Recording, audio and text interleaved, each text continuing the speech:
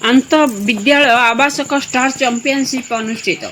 सामाजिक अनुष्ठान happy moments India तरफ प्रथम आंतविद्यालय आवासक स्टार चैंपियनशिप सेक्टर 9 स्थित विकास इंडिया ग्लोबल स्कूल ठारे अनुष्ठित हो जाइए।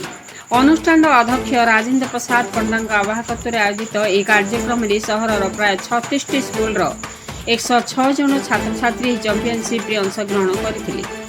नर्सरी अष्टम श्रेणी छात्र छात्री को 3टी विभाग में विभक्त कर मानसिक विकास गणित और साधारण ज्ञान प्रतियोगिता करा। अभिज्ञ विचारक मंडली द्वारा मूल्यांकन कर कृतित्व हासिल करथिबा प्रतियोगी को प्रमाणपत्र मेमोंड पदक दि सम्मानित कर। कार्यक्रम में अतिथि भाव अनुष्ठान उपदेष्टा तथा जर्नालीस्ट एसोसिएशन उपसभापति कुंज बिहारी राउत, विकास स्कूल अध्यक्ष बापुन राउत, शिक्षाविद सौदामिनी सिंह, अनुष्ठान महिला विभाग अध्यक्षा Gracy David, Rourkela city ladies circle 172 मुख्य Harleenpur, Rourkela city round table 307 मुख्य श्री आनंद प्रमुख अतिथि भाव जोगदे छात्र छात्री मानक आशीर्वचन प्रदान करथिले।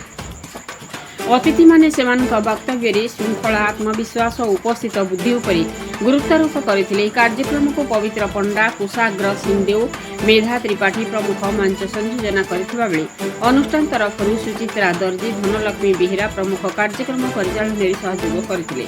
शेष में कार्यक्रम सफलता पाई अध्यक्ष श्री पंडा धन्यवाद अर्पण करथिले। राउरकेला कुंज बिहारी राउतଙ୍କ रिपोर्ट मसीहा।